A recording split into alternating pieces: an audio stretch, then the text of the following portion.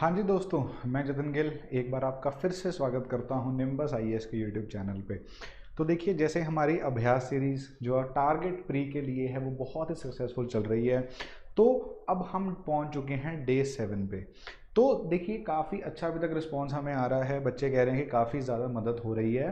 तो हम ये कहेंगे कि आप प्लीज़ इसको ज़्यादा से ज़्यादा शेयर कीजिए, ज़्यादा से ज़्यादा अपने फेलो एस्पिरेंट्स को भेजिए, ताकि 10 मोस्ट एक्सपेक्टेड क्वेश्चंस, देखो हम अभ्यास करवा रहे हैं, ठीक है, बट यहाँ पे हम क्या कर रहे हैं, आपको साथ साथ ये भी बता रहे हैं कि हाउ टू प्रिडिक्ट पेपर, कि कैसे, जो मैं बताता हूँ कि वाई दिस क्वेश्चन, इसमें मैं क्या बता रहा हूँ कि ये चीज़ें न्यूज़ में रही हैं और प्रीवियस ईयर के हिसाब से, क्वेश्चन के हिसाब से these following question are the most expected ones. और एटलीस्ट अगर क्वेश्चन नहीं भी आया तो टॉपिक तो तैयार कर ही लेना, व्हाट टू प्रिपेयर में जो मैं बताऊंगा, ओके, वो तो तैयार कर ही लेना, क्योंकि अगर एक क्वेश्चन नहीं आया मेरा बनाया हुआ तो मे बी क्या हो सकता है, उस टॉपिक में से कहीं और घुमा के क्वेश्चन आ सकता है। चलिए, फर्स्ट क्वेश्चन को रीड कर लिए प्लीज, इससे अटेम्प्ट करके क्वेश्चन कमेंट्स में लिखिए।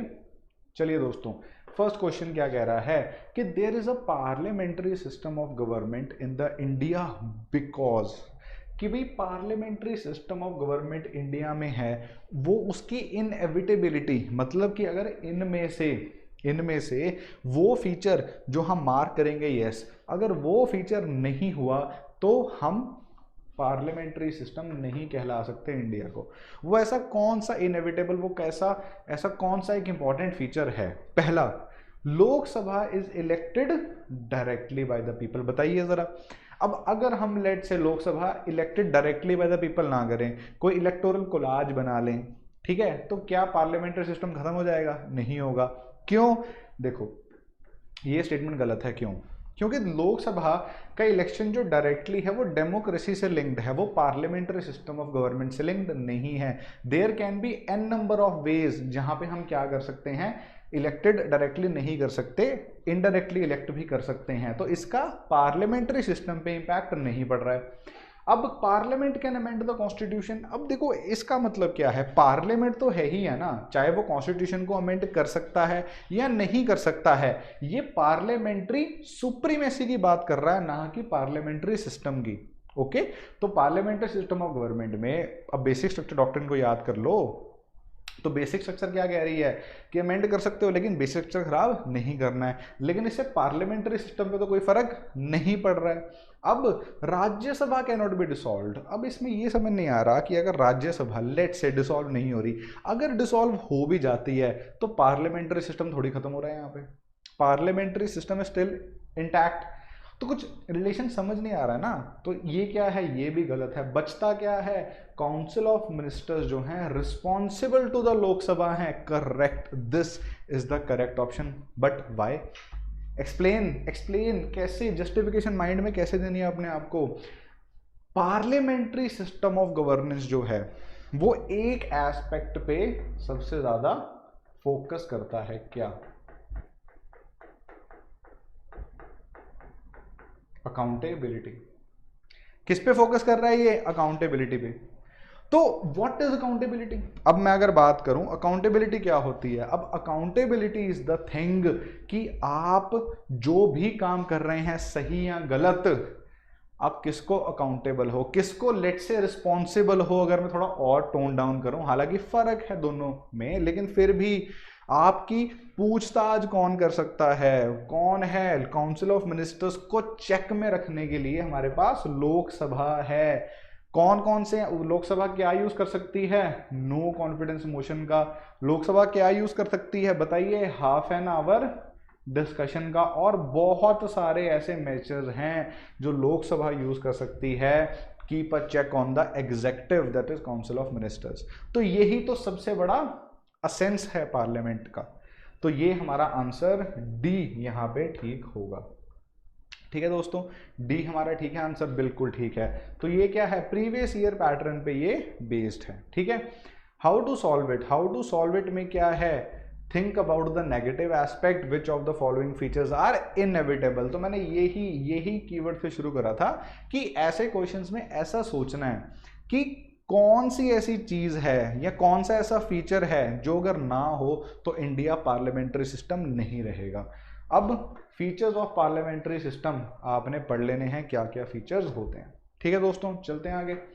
Question number 2, which one of the following committees is, इस पे फोकस कर लेना, इसको मत भूल जाना, नॉट लिखा है यहाँ पे, विच of the following committees is not associated with Panchayati Raj in India.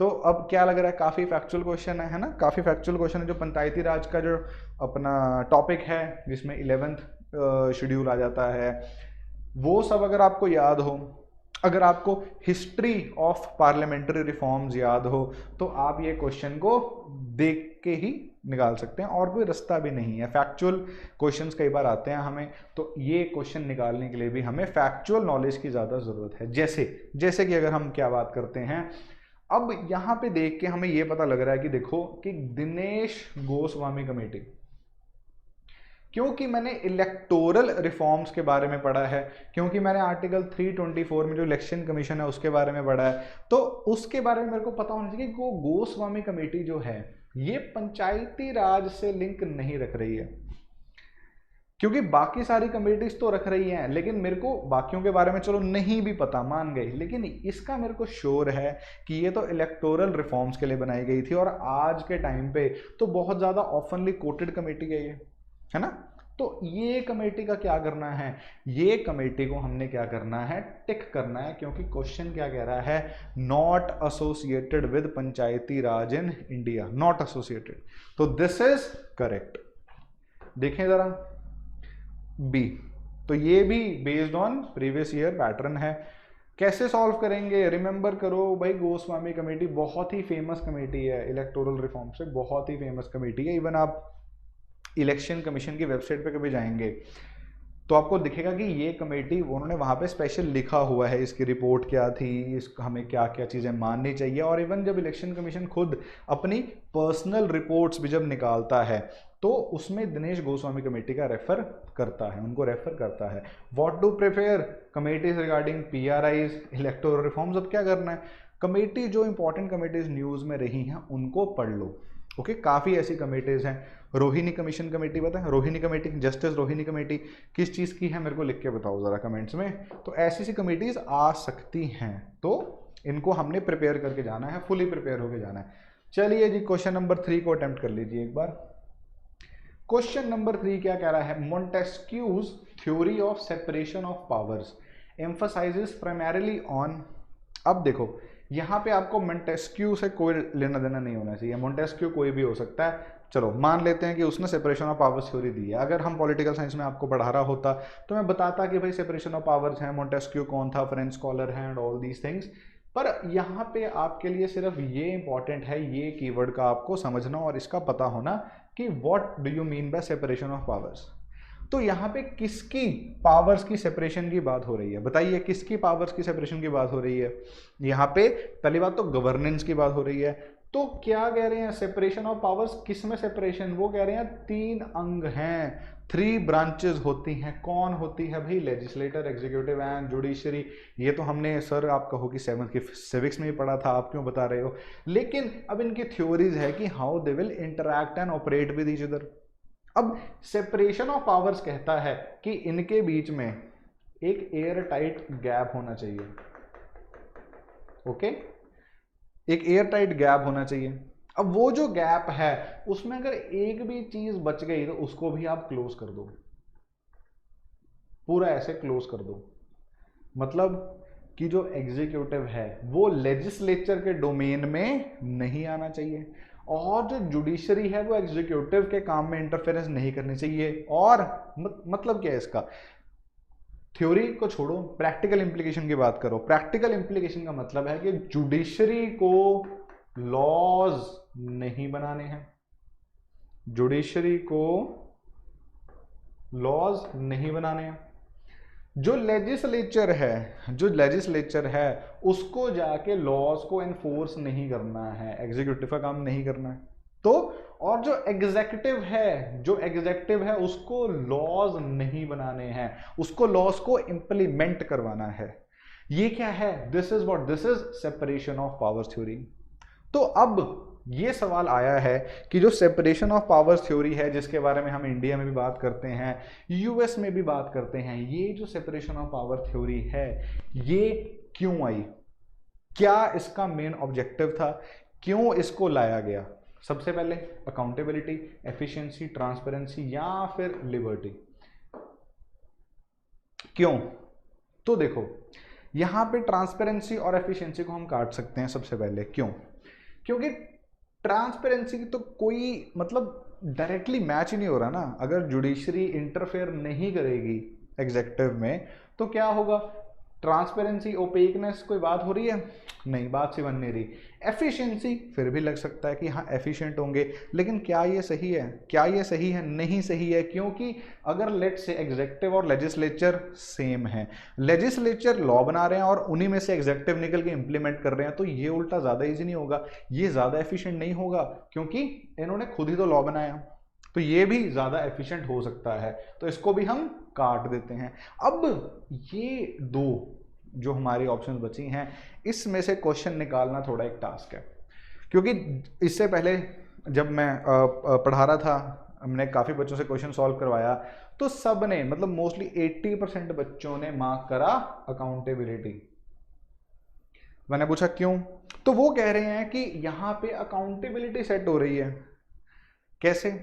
कि भाई अगर एग्जेक्टिव जो है वो लेजिस्लेचर के डोमेन में नहीं जाएगा, दैट मीन्स कि जो अपना ये है दोनों जुडिशरी को भी अकाउंटेबल हैं, इसका मतलब ये है कि जो जुडिशरी है वो इनको अकाउंटेबल है। मैंने कहा अरे ऐसा कैसे हो सकता है? ऐसा तो नहीं है, बिल्कुल नहीं है। Judiciary is itself accountable to themselves, किसी को अकाउंटेबल थोड़ी है, ये वो तीनों मिला के कॉन्स्टिट्यूशन को अकाउंटेबल है। ऐसा है कि नहीं? ऐसा है कि नहीं?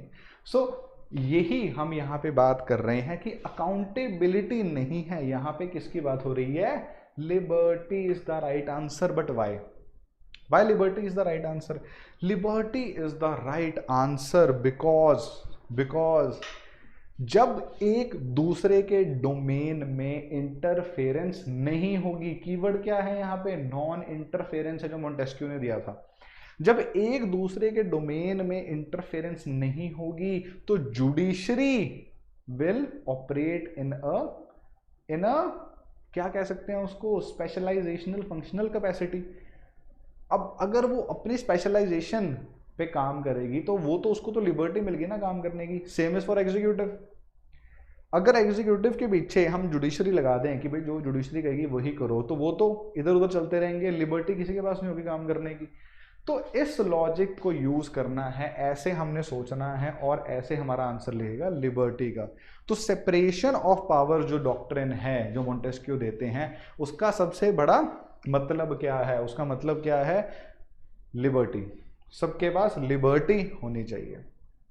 चलिए दोस्तों, प्रीवियस ईयर क्वेश्चन के पैटर्न पे ये बेस है, एनालिटिकल नॉलेज चाहिए। Accountability is more in checks and balances, बिल्कुल सही बात है। चेक्स एंड बैलेंसेस की जब हम बात करते हैं, जहां पे स्ट्रिक्ट सेपरेशन ऑफ पावर नहीं होती, वहां पे एक दूसरे को अकाउंटेबल होते हैं। Okay, what to prepare for exam में बेसिक जो पॉलिटिकल कंसेप्ट्स हैं पॉलिटिकल साइंस के, उनकी हम बात करेंगे, जैसे separation of power, checks and balances, इनको एक बार पढ़ लेंगे। चलो दोस्तों, question number 4, which of the following is not essential? क्या बात हो रही है यहाँ पे जी? Not essential, not essential to have and sustain a democracy. Okay, protection of the fundamental rights of all citizens, protection of freedom and speech to organize and protest, political equality of citizens, a written constitution. बताइए बताइए बताइए बताइए, इसमें कह रहे हैं कौन सा ऐसा फीचर है कि अगर वो नहीं भी हुआ तो डेमोक्रेसी को कोई फर्क नहीं पड़ेगा, डेमोक्रेसी वैसे की वैसी ही रहेगी अगर वो फीचर नहीं भी हुआ। तो कौन सा ऐसा फीचर हो सकता है? तो प्रोटेक्शन ऑफ फंडामेंटल राइट्स तो बहुत ही ज्यादा एक इंपॉर्टेंट फीचर है। अगर फंडामेंटल राइट्स नहीं हुए, लेट्स से डेमोक्रेसी का सबसे बड़ा असेंस क्या है? Right to life and liberty. अगर वो ही नहीं हुआ, फंडामेंटल राइट्स ही नहीं हुए, तो हम क्या करेंगे? है ना, तो ये तो काट दो। Freedom of speech and expression, अरे what is a democracy without this right? है ना, तो ये नहीं हो सकता।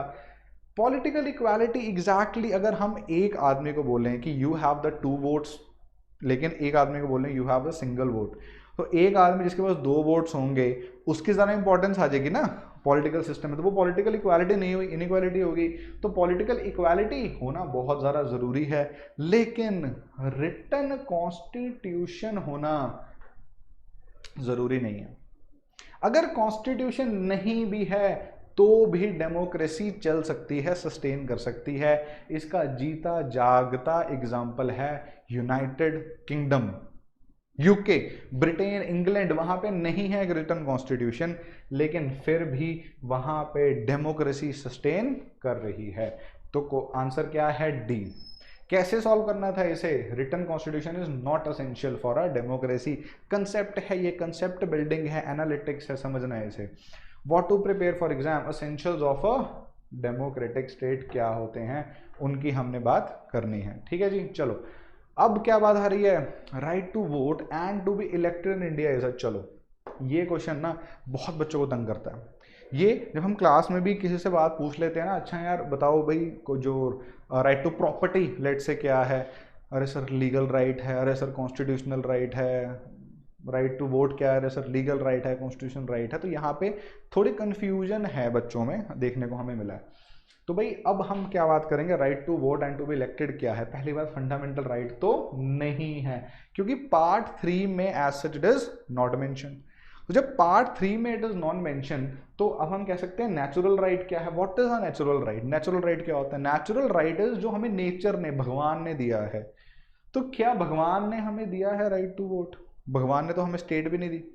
सेवरल थिंकर्स है कि स्टेट भी हमने खुद बनाई है। जब हमने स्टेट ही खुद बनाई है तो हमने राइट टू वोट भी तो खुद को ही दिया है, नेचर ने थोड़ी दिया है हमें। तो ये भी गलत है। बचता क्या है जो कंफ्यूजिंग है कि कॉन्स्टिट्यूशनल या लीगल राइट है। अब इन दोनों में फर्क पता होना चाहिए, what is the constitutional right, what is the legal right. तो सीइंग दिस, सिर्फ इतना समझिए कि कॉन्स्टिट्यूशनल राइट एक वो राइट है जो कॉन्स्टिट्यूशन में मेंशन्ड है। लीगल राइट वो राइट है जो कि किसी लॉ के द्वारा पार्लियामेंट ने पास करा और आपको दिया गया। तो अब आप याद करिए आर्टिकल 326। जो आर्टिकल 326 है उसमें बोला गया है कि right to vote is a constitutional right. लेकिन अगर आप हाँ बोलेंगे कि आरपीए देखना है, मैंने रिप्रेजेंटेशन ऑफ पीपल्स एक्ट की बात करूंगा, तो आपको लग सकता है लीगल राइट भी है। लेकिन अगर यहाँ पे ये ऑप्शन ना होती, अगर यहाँ पे कॉन्स्टिट्यूशनल राइट की ऑप्शन नहीं होती, तो आप लीगल राइट मार्क कर सकते थे। लेकिन द लार्जर ऑफ देम, इनमें और इनमें अगर मैं वेटेज की बात करूं, इनमें और इसमें, तो वेटेज इसकी ज्यादा है बिकॉज ऑफ आर्टिकल 326। समझ आ रही है बात? समझ आ रही है बात? तो इसलिए आंसर क्या होगा हमारा? C, it is a constitutional right. ठीक है जी, चलो प्रीवियस ईयर क्वेश्चन था ये, प्रीवियस ईयर क्वेश्चन था। अब how to solve it? Difference between different type of rights shall be known. What to prepare for exam? Rights, different types and forms. जैसे civil rights होते हैं, natural rights होते हैं, human rights होते हैं, इनमें क्या differences and all these things है। अब ये क्वेश्चन मैंने स्पेशली आपके लिए बनाया है, ये आ भी सकता है इस बार, है ना? तो चलो, cyber laws, cyber laws as a subject जो है ये 7 शेड्यूल में कौन सी लिस्ट के अंदर दिया गया है? साइबर लॉज, अब देखो पता है ना 7 शेड्यूल के अंदर क्या है?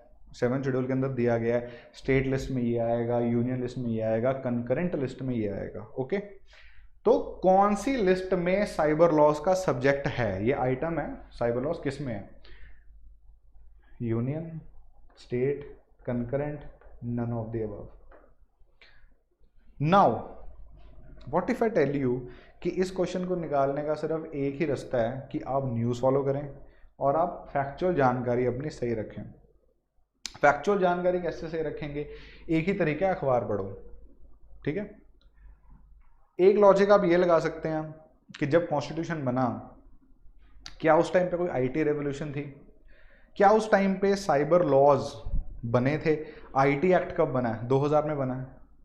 ओके, तो आईटी एक्ट तो खुद 2000 में बना, उससे पहले तो साइबर लॉज की कोई बात ही नहीं हो रही थी।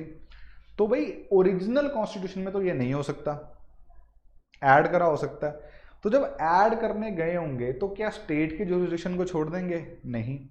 स्टेट को पावर देनी पड़ेगी। क्यों? क्योंकि मेनली स्टेट के पास तो पुलिस है, और पुलिस जब स्टेट के पास है तो साइबर लॉज की इंप्लीमेंटेशन भी उनके पास होनी चाहिए। तो यहाँ पे तो ये लग रहा है कि कुछ समझ नहीं आ रही, कंकरेंट लिस्ट लग रहा है। कंकरेंट लिस्ट में हो सकता है दोनों के पास पावर होनी चाहिए, बट नहीं। यहाँ पे फैक्चुअली आप सब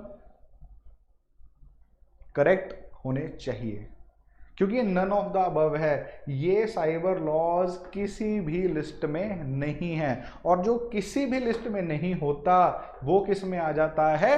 रेसिडुअरी सब्जेक्ट। वो रेसिडुअरी लिस्ट में आ जाता है, जो कंकरेंट में भी नहीं है। और रेसिडुअरी की पावर किसके पास है जी? रेसिडुअरी की पावर किसके पास है? बताइए, कमेंट्स में लिख के बताइए रेसिडुअरी की पावर किसके पास है। तो अब इंपॉर्टेंट क्या है एग्जाम के लिए? जो 7 शेड्यूल में और आइटम्स हैं उनकी बात हम कर सकते हैं। चलिए दोस्तों, question number 7, the constitution deals with which of the following? Constitutional deals with का क्या मतलब हुआ? कॉन्स्टिट्यूशन डील्स विद का सिर्फ एक मतलब है कि क्या इन 3 स्टेटमेंट्स में से कुछ ऐसा है जो कॉन्स्टिट्यूशन में मेंशन्ड है। मतलब क्या हुआ? अगर और डीप मीनिंग में जाएं तो यूपीएससी आपसे ये पूछना चाह रहा है कि क्या ये 3 किसी आर्टिकल या किसी प्रोविजन के अंडर आते हैं, है ना? तो ये आपसे पूछना चाह रहा है। तो देखिए, अगर तो आपको आर्टिकल्स पता है तो आप बिल्कुल ही सही बात है, आप कर सकते हो। अगर आपको नहीं भी पता तो हम वैसे भी थोड़ा सा गेस वर्क भी कर सकते हैं, जैसे कि adjudication of interstate water disputes. तो ये तो बहुत ही न्यूज़ में रहा है, पिछले 3-4 साल से ही इवन न्यूज़ में चल रहा है। एसवाईएल कैनाल का इशू ले लो, कावेरी रिवर डिस्प्यूट ले लो, तो हमें पता है कि ये तो ठीक है। और अगर हमें नहीं भी पता है तो हम ये थोड़ा याद कर लें, मेंस के आंसर के लिए भी आर्टिकल 262 में ही एज इट इज मेंशन्ड है। अब coordination between centre and states, ये तो काफ़ी ब्रॉड बेस्ड टर्म हो गई। अगर मैं बात करूं coordination between centre and state, तो ये तो फेडरलिज्म की बात हो गई। और कहीं ना कहीं ये चीज़ भी अगर मैं याद करने की कोशिश करूं तो 245 से लेके 255 आर्टिकल्स तक ये भी मेंशन्ड है। ओके, तो हम ये भी बात कर सकते हैं। उसके बाद freedom of trade, commerce and intercourse, ये तो एज इट इज स्टेटमेंट दी गई है आर्टिकल 302 में। तो सब चीजें मेंशन्ड है। किस में मेंशन्ड है? कॉन्स्टिट्यूशन में। तो कॉन्स्टिट्यूशन सब चीजों के साथ डील करता है। आंसर क्या हो गया आपका यहाँ पे? डी। तो आंसर क्या है? डी। आइए चेक करते हैं, बिल्कुल सही बात है, आंसर डी है। तो अब यहाँ पे बोला गया कि स्टेटमेंट 1 और 3 तो ऑब्वियस थी, लेकिन बाय यूजिंग ऑप्शन हम 2 को भी कह सकते हैं करेक्ट है। वो भी तरीका ठीक है, लेकिन जो मैंने आपको तरीका बताया कि पहली बात तो फैक्चुअल नॉलेज से कोशिश करो, अगर नहीं निकलता तो ये चीज़ तो फिर है ही है, क्योंकि ये जो 3 स्टेटमेंट्स थी ये बहुत basic articles of the constitution है, जो आपको अगर प्री में नहीं तो मेंस में तो पता होने ही चाहिए। ओके, चलिए दोस्तों, क्यों पूछा गया क्वेश्चन? क्योंकि सेंट्रल गवर्नमेंट की सुपर इम्पोजिशन की आप स्टेट्स को ज़्यादा सुपर इम्पोज कर रहे हो, governor rule and all these things, तो करके क्वेश्चन बना। तो प्रिपेयर क्या करना है? Chapter regarding inter state relations from Laxmikanth, उसको प्रिपेयर कर लेंगे। ओके, चलिए दोस्तों, अब ये थोड़ा लीगल साइड पे क्वेश्चन है, और ये क्योंकि यूपीएससी की आदत है थोड़े ऐसे क्वेश्चंस पूछने की, तो भी हमने ये फ्रेम करा है। इसको एक बार आप इसको अटेम्प्ट कर लीजिए। चलिए दोस्तों, consider the following statements. Curative petition जो है वो विद इन 30 डेज में फाइल करनी है after the decision on review petition. Okay, review petition must be done in a oral hearing.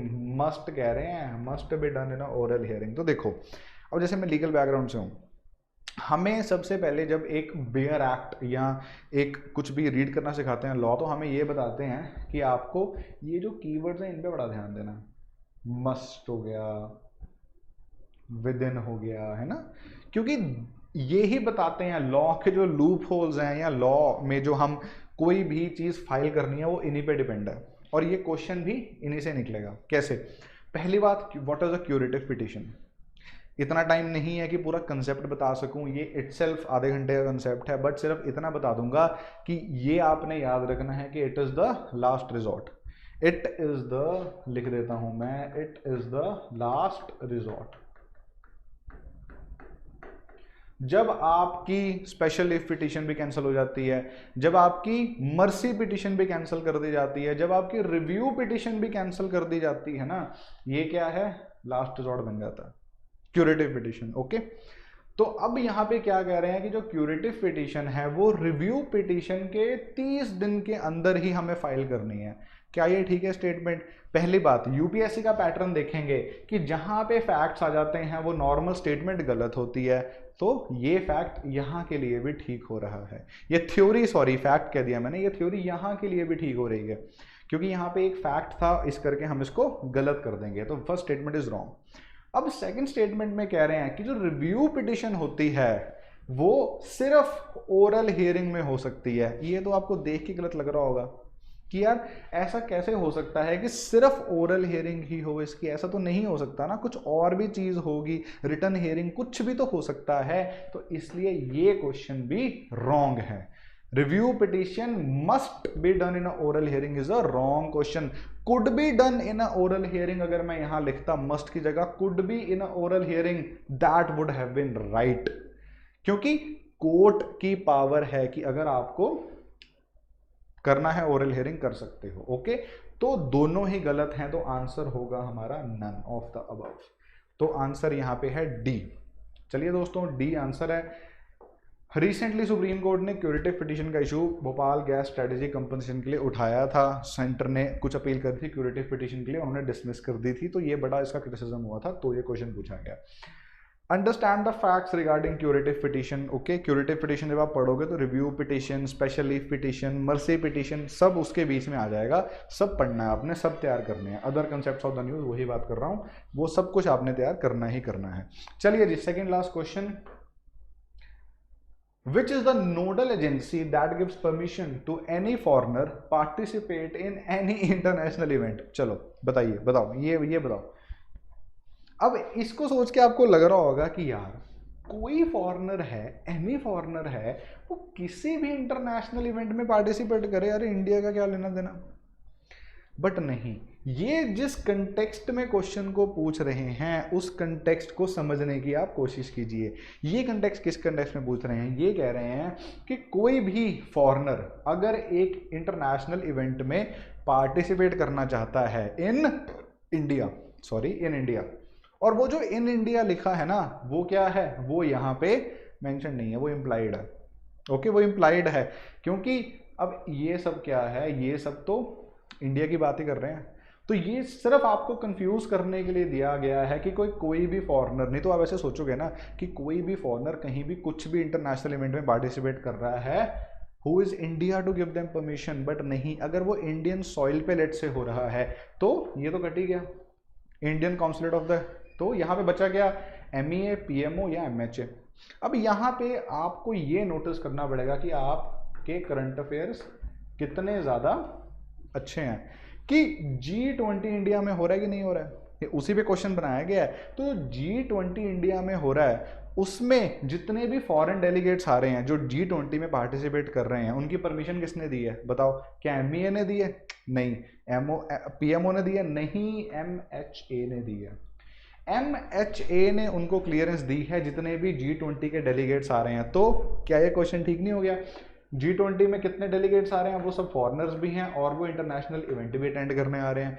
तो MHA is the nodal agency that gives permission to any foreigner to participate any international event. ऐसे question frame हुआ है, तो ऐसे भी question frame हो सकते हैं आपको थोड़ा सा कंफ्यूज करने के लिए। ठीक है दोस्तों, चलिए क्या इसका सॉल्यूशन है? B. By this question G20 in India, G20 आ रहा है, फॉरेन डिग्नेटरीज जो है इंडिया विजिट कर रहे हैं, तो ये क्वेश्चन पूछा गया था। How to solve it is using factual knowledge, first thing. Okay, what to prepare for exam, G20 से रिलेटेड जो और एस्पेक्ट्स हैं उनकी भी बात कर लेंगे। Last question of the day, ये कंसेप्चुअल क्वेश्चन है, थोड़ा पॉलिटिकल साइंस का कंसेप्ट आपको पता होगा तो ये क्वेश्चन ईजिली हो सकता है। पढ़ लीजिए एक बार। लोकल सेल्फ गवर्नमेंट की बात हो रही है। Local self government can be best explained as an exercise in. तो कह रहे हैं कि ये जो कंसेप्ट्स दे रखे हैं, इन कंसेप्ट्स की जो लोकल सेल्फ गवर्नमेंट है, इनमें से कौन से जो कंसेप्ट है उसका एक अभिन्न अंग है या उसका एक पार्ट है। तो पहली बात, फेडरलिज्म, कोई रिलेशन ही नहीं है। फेडरलिज्म क्या कहता है? फेडरलिज्म ये कहता है कि सेंटर और स्टेट जो है उसमें क्या होनी चाहिए? पावर कि जो एक बैलेंस ऑफ पावर होना चाहिए, उनमें क्या होना चाहिए, डिमार्केशन ऑफ पावर होना चाहिए, they should not encroach in each other spaces. तो लोकल गवर्नमेंट की तो कोई बात ही नहीं हो रही ना, सेंटर और स्टेट दो चीजों की बात होती है। अब आ जाती है बात डेमोक्रेटिक डिसेंट्रलाइजेशन की, ठीक है, ये हो सकता है। अब आपको लगेगा डायरेक्ट डेमोक्रेसी भी हो सकता है, डेमोक्रेटिक डिसेंट्रलाइजेशन भी हो सकता है। अब एडमिनिस्ट्रेटिव लेजिस्लेशन को मैं बिल्कुल कट कर रहा हूं, क्यों, वन रीजन क्या है, क्योंकि पर्पस ही डिफीट हो जाएगा। अगर ये एडमिनिस्ट्रेटिव लेजिस्लेशन के लिए आ रहा है तो इसका पर्पस डिफीट हो रहा है, क्योंकि इवेंचुअली तो ग्राम सभा चला रही है, और ग्राम सभा ने क्या करना है, ग्राम सभा ने क्या करना है, अपने रिप्रेजेंटेटिव चुनने हैं। ओके, तो यहाँ पे अब जो दो रह गए हैं वो है डेमोक्रेटिक डिसेंट्रलाइजेशन और डायरेक्ट डेमोक्रेसी। अब व्हाट इज डायरेक्ट डेमोक्रेसी, मैंने एक बार आई थिंक पहले भी किसी वीडियो में आपको बताया था कि डायरेक्ट डेमोक्रेसी क्या है। जहां पे हम बात करते हैं स्विट्जरलैंड जैसी, यहाँ पे हम बात करते हैं Gandhian oceanic circles of power की, जहां पे क्या बात हो रही है कि भाई डायरेक्टली पीपल डिसीजन ले रहे हैं, इलेक्ट नहीं कर रहे किसी को, पीपल डिसीजन ले रहे हैं। तो क्या लोकल सेल्फ गवर्नमेंट में डायरेक्टली पीपल डिसीजन ले रहे हैं, नहीं, पंचायत है, कोई तो उनको रिप्रेजेंट कर रहा है ना, तो ये डायरेक्ट डेमोक्रेसी तो नहीं हो सकता। बचा क्या है, डेमोक्रेटिक डिसेंट्रलाइजेशन, यही होगा। तो डेमोक्रेटिक डिसेंट्रलाइजेशन जो है, this is the correct answer. तो अब जब हम, चलो कभी भी अगर मेरे को टाइम मिलता है, जब भी मैं फेडरलिज्म पे कभी वीडियो बनाऊंगा, क्योंकि फेडरलिज्म का एक पार्ट है democratic devolution, democratic decentralisation, delegation, ये सब किसका पार्ट है, फेडरलिज्म का पार्ट है। और हम इन तीन टर्म्स जो मैंने आपको अभी बोली हैं, इनमें डिफरेंस करेंगे और बताएंगे व्हाट इज डेमोक्रेटिक डिसेंट्रलाइजेशन। तो जब भी, सिर्फ इतना याद रखो, जब भी कॉन्स्टिट्यूशन जो है वो पावर को क्या करता है, जब भी कॉन्स्टिट्यूशन पावर को एक और, लेट से एक और सिलोज में बांटता है, जब कॉन्स्टिट्यूशन ने बोल दिया 73rd अमेंडमेंट और 74th अमेंडमेंट से, 73rd और 74th अमेंडमेंट से कॉन्स्टिट्यूशन ने बोल दिया कि लोकल सेल्फ गवर्नमेंट होगी, तो जब उसमें वो पावर चले गई, तो इस कंसेप्ट को हम डेमोक्रेटिक डिसेंट्रलाइजेशन बोल सकते हैं। तो due to paucity of time मैं पूरा कंसेप्ट तो आपको नहीं समझा सकता हूं, जस्ट मैंने ये बता दिया है कि जब भी कॉन्स्टिट्यूशनल कोई चीज हो जाती है तो वो किस में आ जाती है, डेमोक्रेटिक डिसेंट्रलाइजेशन में। तो आवर क्वेश्चन इज करेक्ट। ये क्या था, ये प्रीवियस ईयर क्वेश्चन था। कैसे सॉल्व करना था, डायरेक्ट डेमोक्रेसी और डेमोक्रेटिक डिसेंट्रलाइजेशन में फ़र्क पता होना चाहिए। और क्योंकि सिर्फ इन दोनों में, क्यों सिर्फ इन दोनों में, इसलिए क्योंकि एंड में आप इन ही दोनों ऑप्शंस में स्ट्रगल कर रहे हो। ओके, तो इस करके इनकी बात हो रही है। What to prepare, clarity of basic concept must be there. जैसे कि डेमोक्रेसी के कितने पार्ट्स हैं, जो फेडरलिज्म है उसमें जो डेलीगेशन हो गया, डेवोल्यूशन हो गया, डिसेंट्रलाइजेशन हो गया, इनमें क्या क्या अंतर है, तो ये सब है। तो आई रियली होप कि डे 7 की वीडियो आपको पसंद आई होगी। Thank you for watching and उम्मीद करता हूँ कि आपकी तैयारी ठीक चल रही होगी। Bye bye, all the best.